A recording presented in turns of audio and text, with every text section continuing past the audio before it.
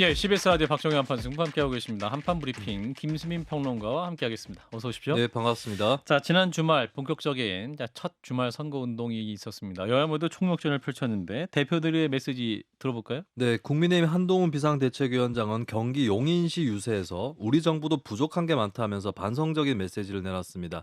그러면서 중요한 차이는 여러분의 지적에 반응하고 반성하고 고치려 하느냐 아니냐라고 하면서 반응과 반성으로서 차별화하겠다는 전략을 내비쳤고요. 예. 더불어민주당 이재명 대표는 국민의힘이 단체로 몰려나와 잘못했다 반성했다 음. 하면서 큰절을 할 것이다라고 예측을 했습니다. 예. 이것을 악어의 눈물이라고 비판했는데요. 악어의 눈물이다. 네, 음. 지금까지 수없이 반성한다 잘못했다 했다 그래놓고 한 번도 바꾼 적이 없다면서 정권 심판 표심을 단속하는 모습이었습니다. 예. 자, 여야 모두 이제 고된 일정을 말해주는 사진도 공개돼서 저 일부에서 짚긴 했습니다만 거기에 대한 또 반응도 나오고 있죠, 국민들도. 네, 어느 네티즌은 한 위원장이 서울 수서역 인근 편의점에 있는 모습을 포착해서 음. 온라인 커뮤니티에 올렸고요. 예. 이 사진에 보면 다소 지친 기색의 음. 한동훈 위원장 편의점에서 일행과 함께 컵라면으로 끼니를 때우는 모습이 담겨 있습니다. 예. 한편 이재명 대표의 비서실은 SNS에 굽이 떨어진 검은색 구두 사진을 올렸는데요. 이 음. 구두는 이재명 대표의 것으로 비서실은 자신도 모르는 사이 떨어져 버린 구두굽, 이번 선거에 임하는 이재명 대표의 절박함이 오롯이 녹아있다라고 설명했습니다. 예. 자, 여야 모두 절박한 것은 분명한 것으로 보이고 이제 한동훈 위원장은 오늘 이제 선거운동 개시 후 처음으로 부산 경남 접전지를 돌고 있는데 이제 국민의힘 내부에서는 이제 위기감이 좀 다시 나오고 있는 상황인 건 맞죠? 네, 예컨대 리얼미터가 에너지경제신문 의뢰로 3월 28일, 29일 전국 만 18세 이상 유권자 1,004명을 대상으로 전화면접 여론조사를 실시를 했는데요. 예. 95% 신뢰 수준의 플러스 마이너스 3.1%포인트 표본 오차 범위입니다. 그리고 자세한 내용은 중앙선거여론조사심의위원회 홈페이지를 참조하시면 되겠는데요. 예. 국민의힘의 부산, 울산, 경남 이른바 PK의 지지율은 3월 셋째 주 51.8%에서 3월 넷째 주 36.5%로 15.3%포인트 급락했습니다. 예. 이 밖에도 낙동강 벨트를 중심으로 국민의힘이 PK 지역에서 열세거나 박빙인 지역이 많아졌다라는 것이 중평이고요. 예. 한동훈 위원장은 오늘 부산 사상구, 중구 영도, 남구, 부산 진구, 연제, 해운대구, 북구, 진해 이렇게 거쳐서 부산 지역 유세를 진행을 했고요. 경남 쪽은 이제 진해하고 창원, 김해까지 음흠. 총 9개 지역을 차례로 찾아서 지원 유세를 실시했습니다. 예. 또 문재인 전 대통령은 또 부산 또 지역 후보들을 함께 또 걷는 그런 모습도 보여주기도 했는데 자, 일단은 선거 이제 막바진 상황인데 어떻게 보십니까? 현재까지의 판세. 자, 서동욱 변호사님부터. 지금 이제 그 판세가 음. 뭐 여론조사 상으로 보면요. 예. 지금 현재까지는 이제 그 민주당이 조금 뭐 기세를 올리는 건 맞는 것 같아요. 예. 그런데 문제는 음흠. 민심이나 천심이요. 천심. 예, 민심을 천심이라 하잖아요. 예. 이 천심은 이제 이거 한 군데에 머무르진 않아요. 아하. 천심은 이게 계속 옮겨 다닙니다. 음. 어디로? 낮은 곳으로. 낮은 곳으로. 더 이게 절박하게 겸손한 곳으로 옮겨 다니고요. 예. 오만하고 교만하고 하면 이게 심판하는 거거든요. 예. 지금 이제 벌써 민주당은 이해찬 대표는 승기를 잡았다. 아. 벌써 이러고 있잖아요. 아. 그리고 이게 범야권 180, 200석에서 윤석열 정권 탄핵하자 이러고 있잖아요. 과연 이게 우리 국민 특히 중도 국민이 탄핵을 원할까요? 음흠. 옛날에 우리 노무현 대통령 때 호남 났잖아요. 보수도. 예. 탄핵 의결했다가 예. 엄청나게 역풍이 불었거든요. 음흠. 국민들에게 5년 임기는 헌정 중단을 원하지는 않아요. 예. 그렇다면 저는 지금 민주당이 상당히 오만하고 지금 한동훈 위원장은 읍수하고 있잖아요. 예. 뭐 악의 눈물이든 무슨 눈물이든 예. 일단 이게 반성하고 사죄하는 게 필요합니다. 악의 눈물조차도 안 흘리는 당보다는 낫죠. 따라서 저는 아마 이 민심이 앞으로 조금 이렇게 보수 쪽으로 국민의힘 쪽으로 이게 균형을 잡아주지 않을까. 아. 균형추로 아하. 이렇게 평가합니다. 예. 국민의힘 그러면 이번 총선 약 일주일 정도 남았는데 몇 석 예상하십니까? 아마 이제 단독 과반은 쉽지 않을 것 같아요. 한 제 단독 생각에 140에서 150으로 일당을 하고. 일당. 근데 이제 민주당, 조국당 이제 이쪽 다 합치면 예. 그 당이 이제 150에서 160. 아하. 이게 균형이에요. 아하. 아예 150을 다른 것만 또 이게 일당 독주한다. 이 또 교만해지는 거예요. 예. 그래서 이제 그 교만도 못하게 독주도 못하게 하면서 또 이제 개헌이나 탄핵 저지선은 만들어 줘야 되잖아요. 예. 그게 저는 140에서 150이다 이렇게 평가합니다. 일당은 국민의힘이 한 140에서 150 사이. 190이고 그 나머지를 뭐 조국혁신당이든 민주당이든 야당이 합해서 예. 야당이 다수인 상황 만들어지되 예. 이 일당은 국민의힘일 것이다. 자, 장 변호사님 현재까지의 선거 상황 판세 어떻게 보시는지. 저는 일단 그 천심이 낮은 곳에 임한다고 말씀 주셨잖아요. 예. 그렇다면 그 낮은 곳으로 가는 천심이 머물 곳은 최소한 국민의힘은 아는 것 같습니다. 국민의힘이 유권자를 대하는 태도, 최근에 저는 대단히 충격받은 발언이 있는데요. 한동훈 비대위원장이 이수정은 여기서 이러지 않아도 잘 먹고 잘 살 사람이라고 이야기하더라고요. 그럼 정치가 위에서 아래로 베풀어주는 겁니까? 이런 건 부지불식간에 본인의 어떤 철학과 이념이 나오는 것이거든요. 예. 대단히 국가의 지도자로서 선거를 이끄는 수장으로서 부적절하다. 그리고 뭐 마피아 운운했던 파 한 뿌리 더 언급하지도 않겠습니다.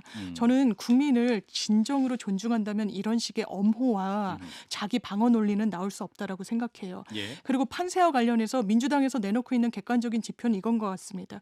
110 플러스 알파가 정확한 객관적인 지표인 것 같습니다. 이게 붙어 있죠. 상당히 많은 지역에서 경합하고 있습니다. 열세가 우세로 바뀌는 추세가 없지는 않다라고는 하지만 장담할 수 없고 끝까지 이게 끝날 때까지 끝나지 않았다는 게 이번 선거의 또 특색이어가지고요. 정말 민주당으로서는 끝까지 긴장감을 놓치지 말아야 되는 그런 숙제가 놓여져 있는 것 같습니다. 민주당은 110석 플러스 알파인 상황이다.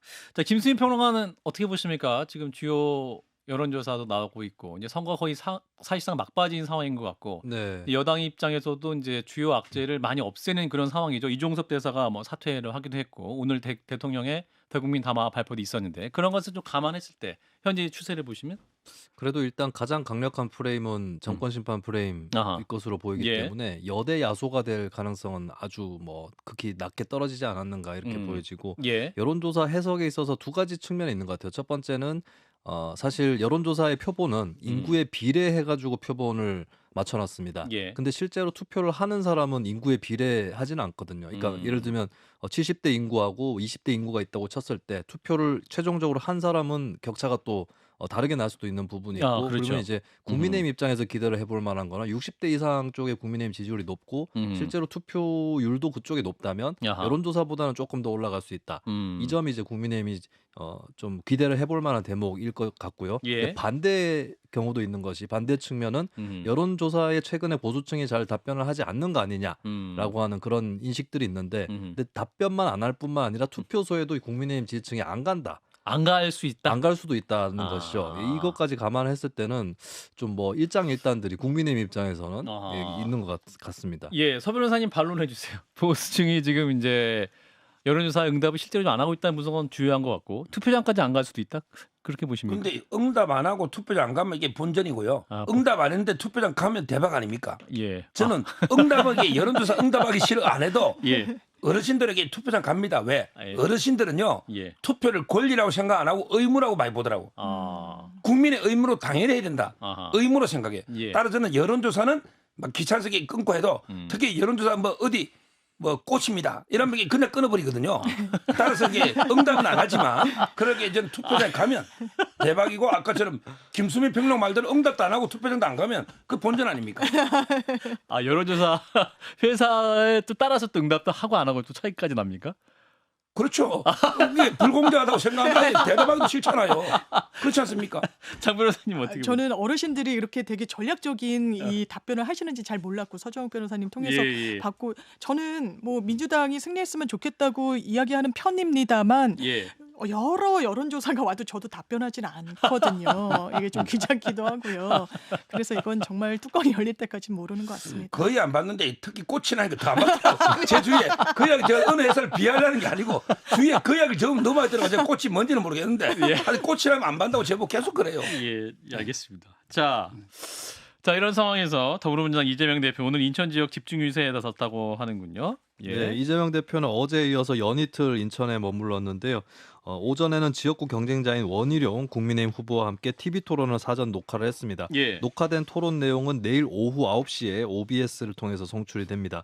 이후에 이재명 대표는 인천 동미추홀을 에서 남영희 후보를 지원 유세했고요. 그다음에 중구 강화 옹진에서 조택상 후보를 지원한 다음에 자신의 지역구인 계양을로 돌아와서 선거 유세를 이어갔습니다. 예, 한편 그 인천 계양을 축구 국가대표 선수였죠. 이천수 전 선수가 원희룡 후보를 돕고 있는데 유튜브상으로 또 시민들과 설전 벌이는 영상도 공개됐는데 어떤 얘기입니까? 네, 어제 이재명 후보 측의 유튜브 채널 잼며든다에 1분 정도의 관련 영상이 올라왔습니다. 예. 이 영상을 보면 선거 운동 중에 한 시민이 시끄럽다라고 하니까 이천수 전 선수가 아버님이 더 시끄러워요라고 받아치고 그러면 예. 이재명 후보가 더 안 좋아져요. 왜냐하면 시키셔서 한 거니까라면서 아버님 때문에 25년간 발전이 없는 거다. 국회의원은 권력자를 뽑는 자리가 아니다. 이번 국회의원 선거는 개항에서 일할 수 있는 일꾼을 뽑는 자리라고 말하는 그런 장면이 담겨져 있습니다. 네, 자 인천 지역 특히 또 인천 계양을이 또 이번 선거에 아주 관심을 갖게 되는 격전지 중 하나인데 여론조사상으로는 이제 이재명 대표와 원희룡 후보와의 사이가 좀 좁혀지는 상황은 분명해 보이는 것 같습니다. 서 변호사님 인천 지역 상황 어떻게 보시는지? 지금 이제 그 바닥만 보면요, 제가 2번 가봤어요. 그 인천에? 지역구에 인천 원희룡 지역구에. 이 바쁜 시기에도 또 가보셨군요. 예. 근데 그 하나하나게 표를 갖다가 딱 하나하나 다지고 있더라고요. 원희룡 후보가. 아마 이제 예. 이재명 대표는 이제 전국 유세나 또 재판도 바쁘고 전국 유세도 바쁘다 보니까 공중전만 하거든요. 근데 그래요? 그 바닥을 지금 원희룡 후보가 아마 계약 몇 바퀴 돌았을 겁니다. 지금 제가 알기로 저는 느낌이 나쁘지 않아요. 어떤 원희룡. 여론조사는 오차 범위가 나오는 게 몇 개 있고 예. 또 10% 이상 차이 나는 것도 있는데 바닥 민심을 보니까 아마 이게 대이변. 그래서 이번에 그 원희룡 있잖아요. 원희룡. 예. 그런데 희룡을 이번에 이름을 저는 원비룡으로 바뀐다고 제가 요즘 비룡 형님이라고 하거든요. 완전히 잠룡이 비룡 하늘로 승천하는 나르는 용 비룡. 이번에 이재명 잡고 대권 주자에게 승천하지 않을까 이런 데 생각이 드는데 원희룡 비룡될 준비됐다. 예, 특히 음홍길까지 이천수 음홍길 이래가지고 산악 대원을 만드는데 산악 대 이름이 히말라야가 아니고 예. 원희룡 할 때 발음이 잘 안 돼. 히말라야. 산악대. 거기 음홍길 대전까지 왔어요. 히말라야 산막대. 이런 데 산악대가 민심이 바닥 민심이 상당히 좋아요. 인천 계양이 흔들리고 있다. 예. 장 변호사님은 저는 물론 뭐 이재명 대표도 지금 뭐 고공전을 펼치느라고 지역에 못 가 있다고 하는데 주말 내내 지역에 있었고요. 또 부활절이었기 때문에 지역 예배를 드리면서 또 이 원희룡 후보와 조우하기도 했었는데 저는 원희룡 후보의 근본적인 한계는 정권 시판론이 상당히 높은 상황에서 양평 고속도로 이슈가 있었을 때 굉장히 좀 이성적이지 않은 반응을 보였어요. 신경질적인 반응. 그냥 날파리라고 하면서 한번 해보자. 뭐 간판 떼도록 하겠다. 막 이런 취지로 사실 싸우다시피 했거든요. 의혹 제기할 수 있죠. 이상하죠. 예배 타당성 조사를 통과한 그런 고속도로 노선 자체가 바뀌는 게 상당히 드문 일인 게 맞으니까요. 그런데 사실 대통령의 호위부대처럼 막 행세했습니다. 국토교통부 장관이요. 그러면 유권자들 인식 속에 정권 심판론이 자리 잡고 있는데 원희룡이 잘 할 거다. 이렇게 생각하실까요? 그렇게 하기 어렵다고 생각하고요. 그리고 하나하나 그 다지고 있다는 그 표가 저는 이천수 후원회장 때문에 상당 부분 지역 유권자분들에게서 날아갔다는 생각이 들어요. 유권자랑 말다툼하고 싸워서 이기는 권력 보지 못했습니다. 더 큰 문제는요. 이천수 후보 아니 이천수 선수 그럴 수 있겠지만 바로 옆에서 원희룡 후보가 전혀 만류하거나 말리지 않거든요. 정말 문제라고 생각합니다. 자, 김수인 평론 어떻게 판단하십니까? 이제 인천 계양을 선거 결과에 따라서 이재명 대표 또 원희룡 후보 두 분에게 또 대권 가도에 중요한 영향을 끼칠 것 같은데 현재 판세? 현재 판세 사실 이 부분이 언론에서도 화제가 되고 있는데 여론조사가 좀 가닥이 안 잡히고 있어요. 아까 이제 서정욱 변호사님 또 말씀하셨지만은 오차 범위 내에 있는 것도 있고 좀 많이 벌어진 것도 있고 해서 이 부분은 이제 여론조사 기관 간의 싸움이 더 치열한 것이 아닌가. 어느 쪽이 좀 더 맞췄는가 이 부분들도 분명히 선거 끝나면서 복귀가 돼서 여론조사의 기법이라든지 여기에 대해서도 많은 분석이 이루어질 것으로 보이고 근데 어쨌든 간에 여론조사라는 거는 이제 여러 가지 들쑥날쑥 하더라도 유리하지 않게 해석하는 게 일단 정치인이나 정치 세력 입장에서는 본인한테 유리하지 않거나 조금 더 불리하게 해석을 하는 게 선거에는 더 바람직한 가이드라인이 될 것 같고 그런 의미에서 아마 두 후보 다 방심하지 않는 선거운동을 하게 될 것이라고 보고 근데 중요한 거는 두 사람 다 워낙에 유명한 정치인이기 때문에 조직세를 과시한다거나 시끄럽게 메시지를 낸다거나 이런 걸로는 도움이 안 될 겁니다. 오히려 굉장히 조용하게 선거운동을 해서 뚜껑을 열었을 때 딱 승자가 되는 그 전에 기세를 올리는 것이 아닌 아마 그런 선거운동 전략을 펴지 않을까 그렇게 그러니까 전망합니다. 원희룡 후보도 원래 이게 라디오 방송 인터뷰 자주 하시는 분인데 이번 선거 기간에는 방송 출연을 거의 제한하고 자제하고 지금 지역에 집중하는 그런 모습이기도 한 것 같습니다. 네, 예. 이게 모범 사례가 이제 2011년에 예. 성남 분당 지역에서 보궐선거가 있었는데 당시에 민주당의 손학규 대표가 출마를 했거든요. 예. 근데 거의 혼자 다녔어요. 상대방이 이제 그래요. 한나라당의 강재섭 전 대표 거물급이고 당시에는 분당이 한나라당이 우세 지역이었는데 손학규 대표 굉장히 혼자 다니면서 조용하고 실속 있는 운동을 해서 결국에 역전을 거둔 그런 사례가 있습니다. 예. 그러니까 이런 선거운동 방법이 아마 이재명 대표나 원희룡 후보 쪽에서도 쓰일 만한 그런 방법이 될 것 같습니다. 그렇군요. 자, 이런 가운데 선거 막판 여야 정당 무상교육, 무상보육 같은 정책을 또 앞다퉈 발표하고 있습니다. 이 정식 공약집에도 없는 내용이기 때문에 또 일각에서는 이게 졸속이다. 선거 후에는 또 얘기 나올 안 나올 얘기다. 이런 비판도 있는데 어떤 내용입니까? 네, 이재명 민주당 대표는 지난 27일에 기본사회 5대 공약을 발표했는데요. 출생 기본소득, 기본주택, 대학 무상교육, 간병비 건강보험 적용, 어르신 하루 한 끼 지원 등을 담았습니다. 예. 그런데 민주당이 중앙선거관리위원회에 제출한 공약집에는 대학생 국가장학금 지원 확대만 있을 뿐 대학 무상교육은 포함이 돼 있지 않았고요. 예. 이번에 기본사회 5대 공약을 발표하면서 새롭게 들어간 것으로 그렇게 알려졌습니다. 예. 그리고 국민의힘도 공약집에 없었던 내용을 연이어 발표를 했는데요. 국회를 세종으로 이전하겠다. 공약집에 없었던 내용입니다. 그리고 육아용품, 가공식품 등에 대해서 부가가치세를 10%에서 5%로 한시적으로 낮추겠다는 공약도 공약집에는 없었던 내용이고 예. 또 5세부터 무상 보육을 실시를 하고 3, 4세까지 단계적으로 확대한다. 이 공약도 정부의 발표 내용은 있었지만 국민의힘 공약집에는 없던 내용입니다. 예. 사실 이제 집에 가보니까 이제 여야 모두 그 후보들 공보물이 와 있던데 생각보다 이렇게 충실하지 않은 것 같아요. 내용들이 약간 각 약간 정당들 그런 면이 예, 각 정당들 보면 이게 생각보다 뭐 이렇게 내용이 충실하지 않은 것 같다 이런 인상을 좀 받았는데 근데 저도 그 예. 공보물보다는 이 예. 선거 공약집이 훨씬 내용이 많을 거예요. 예. 예, 그럼에도 불구하고 그 공약집마저도 공약집에 그 많은 내용에도 없었던 것이 또 추가적으로 지금 나오고 있다라고 아하. 하는 게 또 선거 막판의 현상입니다. 그렇군요. 우리 국민들께 냉정하게 또 보셔야 될 것 같네요. 자, 이런 가운데 이제 소상공인 관련 공약이 추가 발표되는데 어떤 내용입니까? 네, 국민의힘은 부가가치세 간이과세자 적용 기준을 2억 원까지 상향하겠다고 발표를 했습니다. 예. 얼마 전에 윤 대통령이 민생 토론에서 1억 400만 원까지 상향한다고 밝혔는데요. 예. 이것은 시행령상의 상한선이고 예. 한동훈 위원장은 이를 두고 법을 개정해서 파격적으로 올려야 한다고 생각한다라고 음흠. 밝혔습니다. 예. 그리고 손실보상 지원금의 환수를 유예하고 장기 분납을 추진하겠다라고 밝혔고요. 예. 또 자영업자 육아휴직제 도입도 강조를 하면서 사기 대출 받은 사람을 옹호하지 말고 동료 시민을 위해 일하자라고 말했습니다. 예, 자 국민의힘의 정책 관련 얘기였고요. 자, 두 분 어떻게 보십니까? 이 공약집에도 없는 공약이 또 나오고 있다. 예, 유권자들 입장에서는 제대로 보고 또 판단해야 될 것 같은데 서 변호사님부터 말씀 주시죠. 뭐 저는 야당의 공약, 이재명의 공약은 사탕발리입니다. 왜냐하면 이게 야당이 공약을 뭐 실현할 힘이 있습니까? 예산을 뭐 본인들이 예산권이 있으면 뭐가 있습니까?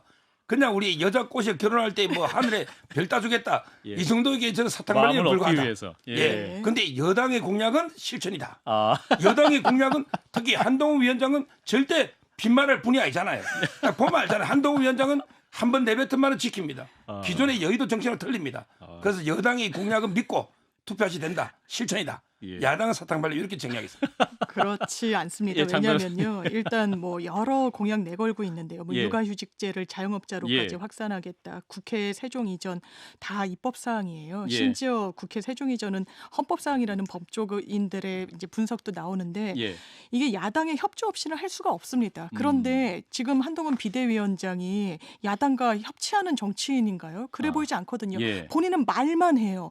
국회 이전 어떻게 할 겁니까? 국회법에서 이미 개정안이 올라와 있어요. 분원. 왜냐하면 헌법 결정례가 있기 때문이거든요. 그런데 그런 거에 대한 고려 심사숙고했다고 보여지지 않습니다. 예. 김포 편입 어떻게 하겠다는 거예요? 그러면서 경기 분도는 한다라고 하는데 일관성은 있습니까? 부울경 메가시티 누가 반대했습니까? 국민의힘에서 반대했어요. 이때 저 말하고 여기서 이 말하면 그리고 다 입법 사항인데 우리 혼자 할 수 있다. 집권 여당이기 때문에 그렇다.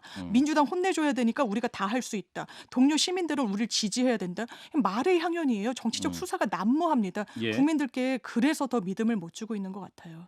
예. 자, 이제 우리 국민들께서 정말 제대로 공보물도 제대로 보시고 제대로 할 수 있는 정책인지 판단하실 필요는 있어 보이네요. 자, 조국혁신당 얘기 좀 해보겠습니다. 자, 비례대표 1번 후보인 박은정 전 검사에 대한 논란이 계속 이어지고 있네요. 네, 박은정 후보가 2022년 7월 중순부터 2024년 3월 초까지 1년 9개월 동안 검사 시절이죠. 이 사무실에 한 번도 출근하지 않고 급여로 1억 원을 받았다라고 조선일보가 보도를 했습니다. 예. 박 후보는 2022년 7월 발령 직후에 연가를 냈고 최대 20일간의 연가 기간이 끝나면서 연 60일 이내인 병가를 썼는데요. 그 다음에는 질병휴직을 1년간 이어갔고 2023년 10월에 법무부가 복직 명령을 내리자 박 후보가 복직 명령 취소 처분 취소 소송을 제기를 했습니다. 예. 이것은 서울행정법원과 서울고법에서 각하가 됐지만 올해 3월까지 재차 병가를 쓴 것으로 전해졌습니다. 예. 이를 두고 국민의힘의 이민찬 중앙선대위 공보단 대변인은 불과 얼마 전까지 병가를 낼 정도로 근무할 수 없던 박 후보가 국회의원직을 제대로 수행할 수 있다고 보는 국민은 없을 것이라면서 심각한 질병이 아니었다면 박 후보는 월급 루팡이라고 비판을 했습니다. 예. 박 후보는 이에 대해서 극심한 보복 행위의 병을 얻었다라고 해명을 했습니다. 그리고 12주 이상 치료가 필요하다는 대학병원 진단서를 제출했는데 예. 한동훈 법무부 장관 때 복직 명령을 내린 것이다라고 밝혔고요. 휴가와 병가는 모두 합법적 절차에 따라서 사용을 했다면서 그러면서 또 공황장애 진단을 받은 사실이 없는데도 특정 병명을 언급한 허위 기사가 나갔다라고 법적 대응을 하겠다는 방침도 시사를 했습니다. 예, 또 배우자에 관련한 얘기도 나오고 있죠. 이종근 변호사, 이제 전 검사였는데 다단계 사건에서 거액의 수임료 받은 것을 두고 전관예우다 이런 논란도 있는데 조국 대표가 해명도 했죠. 옹호도 했네요. 네, 그저께 29일 조국혁신당 조국 대표는 언론 보도처럼 윤석열 검찰 체제로부터 혜택을 받았다고 보이지 않는다라고 하면서 예. 박은정 전 부장검사와 이종근 변호사는 모두 윤석열 검찰총장 하에서 대표적인 반윤 검사로 찍혀 각종의 불이익을 받았다라고 말했습니다. 예. 그러면서 수임 계약서를 쓰지도 않고 전화 변론을 한 사례를 거론을 하면서 이종근 변호사에 대해선 수임 계약서는 쓴 것으로 안다고 옹호했습니다. 예. 자, 일단 박은정 후보에 관한 논란 1년 9개월 동안 한 번도 출근을 하지 않았는데 급여를 받아갔다. 이 부분 어떻게 판단하시나요? 서 변호사님. 3년 동안 이제 그 강의 한 번도 안 하고 1억 받은 조국 당답다. 조국 교수도 이제 강의 한 번도 안 하고 예. 1억 가까이 그 월급 받아갔거든요. 아, 뭐 서울대 똑같잖아요. 교수. 예, 서울대 교수할 때. 예. 근데 어느 직장이 1년 9개월 동안 공황장애 제가 찾아보니까 20만이 넘어요. 작년에. 예. 근데 공황장애 이게 평소에는 아무 이상이 없어요. 예. 한 번씩 장애 와요. 예. 제주에도 많아요. 예. 근데 직장 잘 다녀요. 근데 공황장애 때문에 1년 9개월 안 다녔다? 이건 말도 안 된다. 이렇게 보이고요. 예. 그다음에 두 번째 정관예우 있잖아요. 예, 남편. 얘는 세 가지 개념이 잘못된 거예요. 세 가지. 첫째, 160억이 넘어야 정관예우고 160억 안 되면 아니다. 이거 잘못된 겁니다. 100억을 벌든 80억 벌든 정관예우다. 160억이 기준이 아니다. 두 번째, 친윤이냐 비윤이냐 이게 기준이 아니에요. 친윤 비윤은 특수부 검사 일부고 대다수의 검찰은 우리는 한 가족이야. 우리가 남이야. 서로 봐주는 이게 정관예우입니다. 두 번째, 친윤 아니니까 아니다. 이거 말도 안 되고요. 그리고 이제 마지막 수임계약서 쓰고 안 쓰고 이거는 불법이죠. 수임계약서 안 쓰고 불법이지 정관예우는 불법이 아니고 잘못된 관행. 검사들끼리 서로 감싸주고 땡겨주고 밀어주고 이 관행 세 가지 개념이 다 틀린 거예요. 예. 정관예우의 정의를 다시 해야 됩니다. 네, 일단 뭐 본인은 병가 그리고 병가를 뒷받침할 수 있는 쓸 수 있다는 그 요건인 의료진의 견해까지 냈는데 그 당시 뭐 한동훈 법무부에서 업무 복귀를 사실상 하라고 예. 했다라는 거 아니겠습니까? 좀 의견이 좀 갈리기 때문에 병가 자체가 월급 루팡이다. 왜냐하면 정말 편찮으셔서 이 병가 내는 분들 많이 계세요. 검찰 내부에서도 있고 뭐 법원에서도 많고 일반 회사에서도 마찬가지거든요. 이거는 한번 헤아려 볼 필요가 있다는 거. 정관예우와 관련해서는 저는 검사장 출신이 아니면 1년에 한 40여 건을 현금성 예금으로 과연 축적할 수 있었을까 의문이 드는 게 사실입니다. 예. 다만 뭐 이런 부분이 있어요. 제가 개인 사건을 하다가 성범죄 피해자를 대리하는데 예. 여성 검사님이 대단히 저는 직업윤리에 충실하시더라고요. 어떻게든 피해 사실을 좀 들여다보고 기소하고 처벌하려고 애를 쓰시는 걸 봤는데 예. 그분이 블루벨트를 받으시더라고요. 나중에. 아. 이게 검사에서 본인이 업무를 잘 수행했다는 겁니다. 그 위가 블랙벨트예요. 블랙벨트에는 검찰 내부에서도 거의 받는 분이 드물다고 하더라고요. 근데 이제 이종근 검사장이 좀 비교적 낯선 코인 그리고 뭐 다단계 유사수신 이런 분야에 대해서 전문성이 있어서 블랙벨트를 받았다는 겁니다. 이제 변호사 시장에 나왔을 때 물론 이른바 속된 말로 정간빨이란 것도 작용을 했겠지만 본인이 이 수사와 관련한 전문성이 시장에서 또 의뢰인들의 선택을 받았던 것 같아요. 물론 이 피해자들의 뭐 눈물 고혈을 싸서 그 부분을 수임료로 받았다는 부분에 대해서는 사실상 비토의 목소리가 나오지만 이런 맥락도 있는 것 같습니다. 예. 자, 일단 여기까지 짚도록 하겠습니다. 한판 브리핑 김수민 평론가와 함께했습니다. 고맙습니다. 네, 감사합니다.